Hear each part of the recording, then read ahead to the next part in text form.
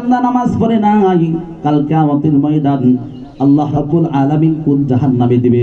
বান্দা মিথ্যা কথা বলেছে, আল্লাহ রাব্বুল আলামিন কোন জাহান্নামে দিবে? বান্দা পরনিন্দা করেছে, আল্লাহ রাব্বুল আলামিন কোন জাহান্নামে দিবে? এই সমস্ত বর্ণনা কুরআনুল কারীমের ভিতরে আছে না নাই? যেমন দুনিয়ার ভিতরে আমরা একে অপরটি আল্লাহ রাব্বুল আলামিন জান্নাতে যে সমস্ত বান্দাদেরকে দাখিল করবেন, জান্নাতি বান্দাদের চোখের ভিতরে একটা পাওয়ার দিবেন, এমন একটা পাওয়ার। কেমন একটা পাওয়ার? জান্নাতি ব্যক্তিদেরকে আল্লাহ কানের মধ্যে পাওয়ার দিবেন, চোখের মধ্যে পাওয়ার দিবেন, জবানের মধ্যে পাওয়ার দিবেন। কেমন পাওয়ার? দুনিয়ার যে পাওয়ার, চোখের পাওয়ার, এমন পাওয়ার নয়। আল্লাহ রাব্বুল আলামিন জান্নাতি ব্যক্তিদেরকে এমন একটা পাওয়ার দিবেন, জান্নাত থেকে জাহান্নামী ব্যক্তিদেরকে স্পষ্ট দেখতে পাবে। বলেন সুবহানাল্লাহ, সুবহানাল্লাহ। জাহান্নামী ব্যক্তিদেরকে স্পষ্ট দেখতে পারবে, যে চোখের সামনে রাখা যায় যে জাহান্নামে, অথচ অনেক ডিস্টেন্স, অনেক দূরে। তখন জান্নাতীরা প্রশ্ন করবে, মা সালাকাকুম ফি সাকার, কি ব্যাপার সাকার নামক জাহান্নামে কেন আসছো? দুনিয়াতে তো তোমরা আমাদের সাথে ওঠা বসা করতাম, একই সাথে খানা খাইতাম, একই সাথে চলাফেরা করতাম, কি ব্যাপার তুমি আজকে জাহান্নামে আর আমি জান্নাতে? ওই জাহান্নামী ব্যক্তিরাও কথা বলবে। এই কথাটা শোনার মতো জান্নাতি ব্যক্তিদেরকে আল্লাহ রাব্বুল আলামিন এই শক্তি দিয়ে দিবে। বলেন সুবহানাল্লাহ। তখন তারা বলবে, লাম নাকু মিনাল মুসাল্লিন, লাম নাকু মিনাল মুসাল্লিন ওয়া লাম নাকু নুতঈমুল মিসকিন। সাকার নামক জাহান্নামে কেন আসছো? তারা বলবে, আমরা দুনিয়াতে মুসল্লি ছিলাম না, লাম নাকু মিনাল মুসাল্লিন ওয়া লাম নাকু নুতঈমুল মিসকিন, এবং মিসকিনদেরকে খাবার দিতাম না। বলেন না নাউযুবিল্লাহ, জোরে বলেন নাউযুবিল্লাহ। আমরা দুনিয়াতে কি ছিলাম না? মুসল্লি। জোরে বলেন মুসল্লি ছিলাম না। আজকে আমরা এই ঈদুল আজহার নামাজ পড়তে আসলাম, নামাজের পরে আমরা কুরবানি করব। আজকের এই দিনে নামাজের পরে কুরবানির মতো আল্লাহর হুকুম, ফরজ, পাঁচ ওয়াক্ত নামাজের পরে এই কুরবানির মতো বড় নেক আমল আর আল্লাহর কাছে নাই। বলেন না সুবহানাল্লাহ। কোন নামাজের পরে? পাঁচ ওয়াক্ত ফরজ নামাজের পরে। কিন্তু দুঃখের বিষয় হলো, আজকে ঈদগাহে আসছি, অনেকেই ফজরের নামাজটা পড়ি নাই। আছে না নাই? আছে না নাই? ফজরের নামাজটা পড়ি নাই।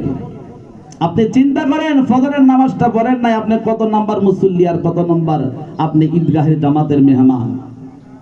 সম্মানিত শুনি, ফরজ নামাজ, ফজরের ফরজ নামাজ এত বড় দামি একটি নামাজ। আজকে এই কুরবানি করবো আমরা, কিন্তু কুরবানি করতে যাইয়া গরু কাটবো, গলা কাটবো, গরু এরকম চামড়া উঠাবে, চামড়া উঠাইতে যাইয়া, গরু কাটতে যাইয়া অনেক নাসুর বান্দা আছে, আজকে যে পাঁচ ওয়াক্ত নামাজ পড়তে হবে ফরজ, এটা ভুলে যাবে, মসজিদে যাবে না। আছে না নাই? আমি মিথ্যা বানিয়ে বলতেছি? নামাজ পড়বে না কি ভাই? নামাজ পড়লেন না, আগে গরু কাটতে করতে সময় পায় নাই। চিন্তা করেন, এই যে কুরবানি করলেন কার জন্য? আল্লাহর জন্য। আরে নামাজটা বাদ দিলেন কার জন্য?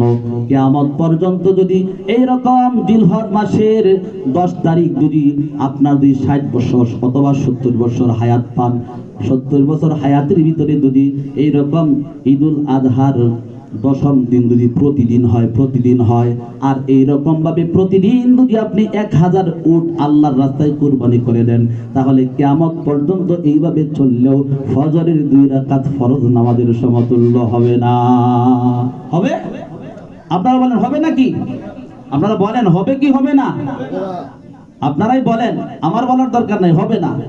তাহলে চিন্তা করেন, গরু কিনতে যাইয়াও নামাজ পড়ে নাই, কুরবানি দেওয়া ওয়াজিব, আল্লাহর হুকুম ফরজে আইন, পাঁচ ওয়াক্ত নামাজ পড়া ফরজ, ফরজে আইন পড়তেই হবে, কোনো অজুহাত চলবে না, অজুহাত দেখাইয়া আল্লাহর সাথে পারা যাবে না। এই জন্য সম্মানিত শরী, নামাজ যারা পড়বে না, মানুষকে দেখানোর জন্য যারা ইবাদত করবে, কুরবানি করবে, নামাজ পড়বে না, তার মানে হলো আল্লাহকে খুশির জন্য কুরবানি দিলে আল্লাহকে খুশির জন্যই তো বান্দা নামাজ পড়বে।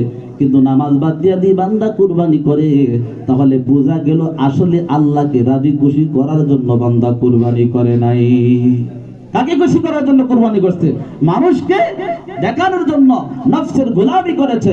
এই জন্য আল্লাহ রাব্বুল আলামিন কোরআনুল কারীমের ভিতরে বলছেন, ইন্না আ'তাইনাকাল কাউসার, নিশ্চয় আমি আপনাকে কাউসার দান করেছি। ফাসাল্লি লিরাব্বিকা ওয়ানহার, ফাসাল্লি নামাজ পড়েন। কি পড়েন? জোরে বলেন, কি পড়েন? নামাজ পড়েন। ওয়ানহার লিরাব্বিকা ওয়ানহার, এবং রবের নামে কুরবানি করেন। নামাজ পড়েন, তারপরে কি? রবের নামে কুরবানি করেন, রবের নামে কুরবানি করেন। সম্মানিত মুসলিম کرام, এইজন্য নামাজ অত্যন্ত দামি, কুরবানি দামি বটে, কিন্তু কুরবানি বাদ দিয়ে 8:10 পড়বে ভাই, নাইলে 15 পরে ওই তার বাস মিনিট পরে জামাত হবে ইনশাআল্লাহ। সবাই রাজি আছেন তো ইনশাআল্লাহ? না কোনো দ্বিমত আছে আপনাদের? 15 মিনিট পরে, যেহেতু একজন লোক মারা গেছে, তাকে দাফন করা এটাও আমাদের দায়িত্ব, কর্তব্য। সুতরাং ওই দৃষ্টিকোণ থেকে আমরা 15 মিনিট পরে বলবো ইনশাআল্লাহ। কারণ মরণ সবারই মরতে হবে, না মরতে হবে না? মরতে হবে নাকি আপনাদের? সবাই তো মারা যাবো নাকি? কন মরণ থেকে বাঁচা যাবে না, মরণ থেকে যতই ফালাও মরণ তোমায় লইবে গিরি, যদিও সুদূর আকাশ পানে ফালাও সেটাই লাগিয়ে সিঁড়ি। সম্মানিত মুসলিম کرام, বলতেছিলাম এই নামাজের কথা। আমরা নামাজ পড়বো, নামাজ বড় দামি জিনিস। জামাতের সাথে নামাজ পড়বো। আমরা যত কিছুই করি না কেন, কুরবানি করি না কেন, যত কিছুই নেক আমল করি না কেন, আল্লাহর হুকুম ফরজে আইন 5 ওয়াক্ত নামাজ বড় দামি। মসজিদে গিয়ে পড়বো, জামাতের সাথে পড়বো। কারণ আল্লাহ নবীর এক সাহাবী, জামাতের কত দাম একটি উদাহরণ। হাদিস থেকে বলছি, ডাইরেক্ট হাদিস। আল্লাহর নবীর দরবারে একজন অন্ধ সাহাবী উপস্থিত হলেন আর বললেন, ইয়া রাসূলুল্লাহ, ইয়া হাবিবাল্লাহ, আমি অন্ধ সাহাবী, চোখে দেখি না, আমাকে একটা রুখসাত দেন, আমি যাতে ঘরে বসে নামাজ পড়তে পারি। আল্লাহ রাসূল তাকে বললেন, তুমি কি চোখে দেখো না? না, আমি চোখে দেখি না। তোমাকে অনুমতি দেওয়া হলো, তুমি ঘরে নামাজ পড়বা। যখন ওই অন্ধ সাহাবী আল্লাহ নবীর দরবার থেকে হেঁটে যাচ্ছিলেন, আল্লাহ নবী ওই সাহাবীকে ডাক দিলেন, ও সাহাবী দাঁড়াও, তুমি কি চোখে দেখো না? ঠিক আছে, তুমি কি কানে শোনো নাকি? তখন ওই সাহাবী বলেন, ইয়া রাসূলুল্লাহ, ইয়া হাবিবাল্লাহ, আমি তো কানে শুনি। আল্লাহ রাসূল বললেন, আযানের জবাব দিবা আর জামাতে এসে মসজিদে নামাজ পড়বা। জামাতে এসে মসজিদে নামাজ পড়বা। এই হাদিস থেকে স্পষ্ট জানা গেল, স্পষ্ট বোঝা যায় যে জামাতের সাথে নামাজ পড়া মসজিদে এসে কতটুকু গুরুত্ব আছে না নাই? জোরে বলেন, আছে না নাই? সম্মানিত শুনি, এই জন্য বললাম আজকে আমরা গাফেল হয়ে গেছি, নামাজের কোনো খবর নাই, কখন মৃত্যু চলে আসবে বলতে পারি না। এই মুহূর্তে আমরা ঈদগাহে উপস্থিত হয়েছি, ঈদগাহ থেকে সশরীরে এইরকম জীবন নিয়ে বাড়ি ফিরতে পারবো, কুরবানি করব, কোনো গ্যারান্টি আছে নাকি? বলেন, আছে? কোনো গ্যারান্টি আছে? কোনো গ্যারান্টি নাই। কুরবানি করার আগে আপনি কুরবানি হয়ে যাবেন। কি হয়ে যাবেন? আপনি কুরবানি হয়ে যাবেন। এই জন্য সম্মানিত শুনি, আমরা 5 ওয়াক্ত নামাজ পড়ব, জামাতের সাথে নামাজ পড়ব। কারণ আল্লাহর রাসূল সাল্লাল্লাহু আলাইহি ওয়াসাল্লাম, আপনারা জানেন একটি হাদিস রয়েছে, আল্লাহ রাসূল সাল্লাল্লাহু আলাইহি ওয়াসাল্লাম বলেন, আমার মনে চায় আমার সাহাবী আবু বকরকে নামাজের স্থানে দাঁড় করায় দেই, আর আমি ওই সমস্ত বাড়ি ঘরে চলে যাই যারা আযান শোনার পর মসজিদে গিয়ে নামাজ পড়ে না, জামাতের সাথে নামাজ পড়ে না, আমি তাদের বাড়ি ঘরটা আগুন দিয়ে জ্বালিয়ে দেই। কত বড় কঠিন হুমকি দিয়েছেন নামাজের ব্যাপারে। সেই নামাজ আমাদের পড়ার দরকার আছে না নাই? জোরে বলেন, আছে না নাই? আপনারা মনে হয় রাগ করতেছেন, নামাজের কথা বলতেছি দিকে, যে হুজুর এখন আমাদেরকে তাল মতো পাইছি তো সামনে, এখন একবার ইচ্ছা মতো বলতেছে। হ্যাঁ, আপনাদেরকে তাল মতো সবাই পাইছি, এই জন্যই আমি বলতেছি, কারণ এতটি মানুষ তো আমি একসাথে পাই নাই। এই যে নওজোয়ান যুবকেরা আছে এখানে উপস্থিত হয়েছে, আজকে তারা নামাজ থেকে গাফেল, মসজিদে গিয়ে নামাজ পড়ে না। যুবক ভাইয়েরা, আপনারা যদি নামাজ না পড়েন, আমাদের পরের প্রজন্ম, আমাদের সন্তানরা তারা মসজিদে গিয়ে নামাজ পড়বে না। কথা বলেন ঠিক কিনা? জোরে বলেন ঠিক কিনা? আল্লাহ রাসূল সাল্লাল্লাহু আলাইহি ওয়াসাল্লাম হাদিসের ভিতরে বলছেন, ওয়াশাবুন নাশা ফি ইবাদাতিল্লাহ, যেই যুবক যৌবন বয়সে কি করে জামাতের সাথে নামাজ পড়বে যৌবন বয়সে, যৌবন বয়সটা কত দামি, কত দামি, কত দামি। একজন বুড়া মানুষ, একজন বয়স্ক মানুষ এইরকম ভাবে 70 রাকাত নামাজ পড়বে, আর একটা নওজোয়ান যুবক 2 রাকাত নামাজ পড়বে, এর চাইতে যুবকের নামাজটা হবে দামি। সুবহানাল্লাহ, জোরে বলেন সুবহানাল্লাহ। এই যুবক, কালকে আমাদের ময়দান কঠিন মুসিবতের দিন। আল্লাহ রাব্বুল আলামিন 7 শ্রেণীর ব্যক্তিদেরকে আরশের ছায়ার নিচে জায়গা দিবেন, কারণ কালকে আমাদের ময়দানটা কঠিন হবে না সহজ হবে, কঠিন হবে না সহজ হবে। কিয়ামতের ময়দানটা আধা দুপুরে সূর্য চলে আসবে, এই রকম ভাবে পাপিষ্ঠ বান্দাদের মাথার মদকগুলি টকবক করে জমিনের মধ্যে পড়বে, আর মানুষগুলি ইয়া নাফসি নাফসি করতে থাকবে। সমস্ত নবীরা পর্যন্ত তাদের উম্মতের কথা বলে যাবে, একজন নবী শুধুমাত্র কেবলমাত্র তার উম্মতের চিন্তায় মগ্ন থাকবে। বলেন সুবহানাল্লাহ। সেই নবী হচ্ছেন মুহাম্মদুর রাসূলুল্লাহ সাল্লাল্লাহু আলাইহি ওয়াসাল্লাম। নবী মুহাম্মদুর রাসূলুল্লাহ সাল্লাল্লাহু আলাইহি ওয়াসাল্লাম বলছেন এইরকম, সাল্লু কামা রাআইতুমুনি উসাল্লি। ও আমার উম্মতেরা, আমাকে দেখে দেখে, আমার সাহাবীদেরকে দেখে দেখে অনুসরণ করে তোমরা নামাজ পড়ো। বলেন সুবহানাল্লাহ, জোরে বলেন সুবহানাল্লাহ। আল্লাহ নবী, মায়ার নবী, বিশ্ব নবী মুহাম্মদুর রাসূলুল্লাহ সাল্লাল্লাহু আলাইহি ওয়াসাল্লাম তার উম্মতের জন্য কত পাগল থাকবেন, কত পেরেশান থাকবেন। আল্লাহর নবী হাসরের ময়দানে এরকম ছোটাছুটি করতে থাকবেন, আর একজন উম্মত এরকম ফেরেশতারা কি করবে, টেনে হেসড়ে জাহান্নামের ভিতরে পৌঁছিয়ে দিতে থাকবে। আল্লাহ রাসূল সাল্লাল্লাহু আলাইহি ওয়াসাল্লাম বলেন, আমি তখন সিজদায় পড়ে যাব আর বলবো, ও আল্লাহ, আমার উম্মত জাহান্নামে যায়, আমার উম্মত জাহান্নামে যায়, আমার উম্মত জাহান্নামে যায়, আমি মানতে পারি না। তখন আল্লাহ রাব্বুল আলামিন ডাক দিয়ে বলেন, ফেরেশতারা দাঁড়াও, আমার বন্ধু কি বলতে চায়, কি বলতে চায় একটু শোনো। মুহাম্মদুর রাসূলুল্লাহ সাল্লাল্লাহু আলাইহি ওয়াসাল্লাম বলেন, আমার এই আদনা উম্মতের আমলনামাকে আবার মিজানের পাল্লায় রাখা হোক, আমি দেখব তার মিজানের অবস্থাটা কি। তখন ওই বান্দার সমস্ত এইরকম গুনাহ একটা পাল্লায় রাখা হবে, আর একটা পাল্লায় তার কোনো নেক আমল নাই। শুধু দুনিয়াতে একবার পড়েছে লা ইলাহা ইল্লাল্লাহু মুহাম্মাদুর রাসূলুল্লাহ, এই বাক্যটা অপর পাল্লায় রাখবে। আল্লাহর রাসূলের হুকুমের কারণে, আল্লাহর রাসূলের মায়ার কারণে সমস্ত গুনাহের পাল্লা পাতলা হয়ে যাবে, আর লা ইলাহা ইল্লাল্লাহর পাল্লাটা ভারী হয়ে যাবে। সুবহানাল্লাহ। সেই নবীকে অনুকরণ করার দরকার আছে না নাই? জোরে বলেন আছে না নাই?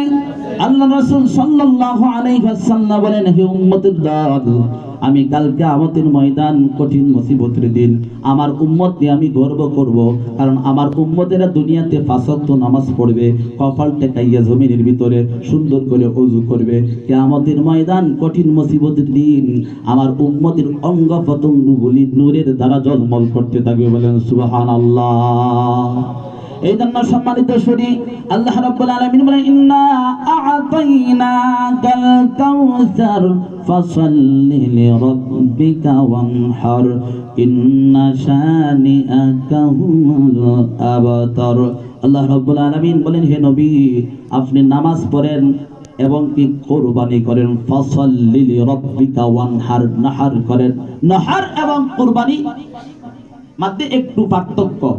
আমরা যে সমস্ত আমাদের গবাদি পশু কুরবানি করি, এটাকে আমরা কুরবানি করি, জবাই করি, কিন্তু ফাসাল্লি লিরাব্বিকা ওয়ানহার, এখানে আল্লাহ বলছেন নাহার করার জন্য। নাহার মানে আপনার দেখবেন যে সৌদি আরবে, মক্কা, মদিনায়, এরকম আরব আমিরাতে যে উঁচু পশুগুলা যে উট কুরবানি করে, তারা উট কুরবানি দেয়, তারা উটের গলায় আমাদের মতো গবাদি পশুর মতো জবাই করে না, তারা দাঁড়ানো অবস্থায় ওই উটের গলার নিচে একটি নরম একটি রক্তের ভান্ডার আছে, এখানে তারা ধারালো অস্ত্র দিয়ে কি করে আঘাত করে, সাথে সাথে কি হয়ে যায়, রক্ত শূন্যতা হয়ে ওই উটটা জমিনে পড়ে যায়। কথা বলেন ঠিক কিনা? দেখছেন কি দেখছেন না? এটাকে বলা হয় নাহার। আল্লাহ রাব্বুল আলামিন তার নবীকে প্রেরণ করেছেন কোথায়? মক্কাতে এবং মদিনাতে পাঠিয়েছেন। এই জন্য মক্কা এবং মদিনার সিস্টেম হচ্ছে নাহার করা। তারা প্রচলিত আমাদের গবাদি পশু যেরকম জবাই করি, এরকম উটকে তারা ধরে ধরে এরকম সবাই মিলে জবাই করে না। কথা বলেন ঠিক কিনা? এই জন্য কোরআনুল কারীমে আল্লাহ বলছেন নাহার ফাসাল্লি লিরাব্বিকা ওয়ানহার, হে রাসূল আপনি নামাজ পড়ুন এবং আল্লাহর জন্য, আমি আল্লাহর জন্য নাহার করুন, কুরবানি করুন। সম্মানিত সুধী, আমরা আজকে কুরবানি করব, আমাদের গবাদি পশুকে কুরবানি করব। এই কুরবানি এমন একটা দামি জিনিস, যদি আমাদের আনুষঙ্গিক ইবাদতগুলি ঠিক থাকে, যদি আমাদের দিল ঠিক থাকে, মন ঠিক থাকে, তখন আল্লাহ রাব্বুল আলামিন কুরআনুল কারীমের ভিতরে বলছেন লাইয়ানা লাল্লাহা লুহুমুহা ওয়ালা দিমাউহা ওয়ালাকিন ইয়ানালুহুত তাকওয়া মিনকুম কাযালিকা সাখখারাহা লাকুম লিতুকাব্বিরুল্লাহা আলা মা হাদাকুম ওয়া বাশশিরিল মুহসিনিন। আল্লাহ রাব্বুল আলামিন বলেন লা ইয়ানালাল্লাহা লুহুমুহা ওয়ালা দিমাউহা। ও দুনিয়ার ঈমানদার, আমার গোলামের দল, তোমরা আমি আল্লাহর রাস্তায় কুরবানি করবা। তোমরা কে কত বড় জন্তু কুরবানি করবা, কে কত বড় পশু কুরবানি করবা, কালো না সাদা, সাদা না সুন্দর, যত বড়ই গরু কুরবানি করো, তোমাদের গোশত, তোমাদের গরুর হাড্ডি এবং কি গরুর কোনো কিছুই আমি আল্লাহর কাছে পৌঁছবে না। একমাত্র লাইয়ানালুহুত তাকওয়া মিনকুম, তোমাদের মনের অবস্থাটা, তোমাদের মনের অবস্থাটা যদি আমি আল্লাহর জন্য হয়, তাহলে তোমরা পশুর গলার ভিতরে ছুরি লাগার সাথে সাথে এই রক্তটা জমিনে লাগার সঙ্গে সঙ্গে, জমিনে লাগার আগে আমি আল্লাহর কাছে তোমাদের আমলটা পৌঁছে যাবে। বলেন সুবহানাল্লাহ। যদি আল্লাহর জন্য হয়ে থাকে কুরবানি, তাহলে এই পশুর গলা কাটার সাথে সাথে রক্ত প্রবাহিত হবে, আর এই রক্ত জমিনে লাগার আগে আমাদের কুরবানি আল্লাহর কাছে কবুল হয়ে যাবে। বলেন সুবহানাল্লাহ। তাহলে আমাদের কুরবানিটা তাকওয়ার সাথে, ইখলাসের সাথে আল্লাহর কাছে পৌঁছে যাক। আমরা চাই কি চাই না? জোরে বলেন, চাই কি চাই না? যদি আমরা চেয়ে থাকি, তাহলে আজকে যারা কুরবানি করব, আমি আপনাদের কাছে বলবো, কুরবানি করার জন্য আমাদের গরুর গলা কাটতে যাইয়া, গরুর গোশত বানাইতে যাইয়া আমাদের পাঁচ ওয়াক্ত নামাজটা যেন নষ্ট না হয়। পারবো তো ইনশাআল্লাহ? সবাই বলি ইনশাআল্লাহ। কারণ কুরবানি যত বড় ওয়াজিব, এর চাইতে আরো বড় ভয়ঙ্কর অর্ডার হচ্ছে আল্লাহর হুকুম, ফরজে আইন, পাঁচ ওয়াক্ত নামাজ। কথা বলেন ঠিক কিনা? জোরে বলেন ঠিক কিনা? এই গরু আমরা কুরবানি করবো আজকে। কুরবানি করার কিছু সুন্নাত রয়েছে। কুরবানি হযরত ইব্রাহিম আলাইহিস সালাতু ওয়াস সালাম তার কলিজার টুকরা সন্তান ইসমাঈলকে কুরবানি করেছেন, আরেকজনের হাত দিয়ে কুরবানি করে নাই। আল্লাহ তাকে নিজে পরীক্ষা করেছেন, তাকে নিজকে পরীক্ষা করেছেন, বাবা তার সন্তানের গলায় ছুরি চালাবে, এই পরীক্ষা করেছেন। সুতরাং আমরা যারা কুরবানি করব, সাহস যদি তাকে, যদি অন্তরে ইখলাস থাকে, নিজের পশু নিজে জবাই করা সবচেয়ে উত্তম। পারবো কি পারবো না? যত সময় আমরা তো আছি, আমরা আজকে এই কাম করবো না আমাদের পরে, কিন্তু আপনারা যারা পারেন, বুকের ভিতরে এই সাহস আছে, দোয়া জানেন, বিসমিল্লাহি আল্লাহু আকবার। ঠিক আছে, অনেকে বিসমিল্লাহি আল্লাহু আকবার কই না, কি কয়? বিসমিল্লাহি আল্লাহু আকবার। বর কোন শব্দ আছে নি? বর তোর কোনো নাই। আল্লাহু আকবার, বিসমিল্লাহি আল্লাহু আকবার, এটা বললেও হবে। আরেকটা দোয়া হচ্ছে মুস্তাহাব, আরেকটা দোয়া আছে, ইন্নী ওয়াজ্জাহতু ওয়াজহিয়া লিল্লাযী ফাতারাস সামাওয়াতি ওয়াল আরদা আলা মিল্লাতি ইব্রাহিম হানিফা ওয়া মা আনা মিনাল মুশরিকিন ইন্না সলাতি ওয়া নুসুকি ওয়া মাহইয়ায়া ওয়া মামাতি লিল্লাহি রাব্বিল আলামিন লা শারীকা লাহু উমিরতু বিযালিকা ওয়ানা আউয়ালুল মুসলিমিন বিসমিল্লাহি আল্লাহুম্মা মিনকা ওয়ালাক বিসমিল্লাহি আল্লাহু আকবার। এই দোয়াটা মুস্তাহাব, পড়লে সব আছে, না পড়লে কোনো গুনাহ জোরে বলেন, কোনো গুনাহ নাই। কিন্তু বিসমিল্লাহি আল্লাহু আকবার বলতে হবে কি হবে না? অবশ্যই সহি শুদ্ধভাবে বলতে হবে। যারা পারবো, অন্তরের ভিতরে এই একই বিশ্বাস তাকওয়া আছে, আমরা নিজের পশু নিজে কুরবানি করব, সবচাইতে উত্তম না অনুত্তম? নিজের পশু নিজে জবাই করা উত্তম না? উত্তম।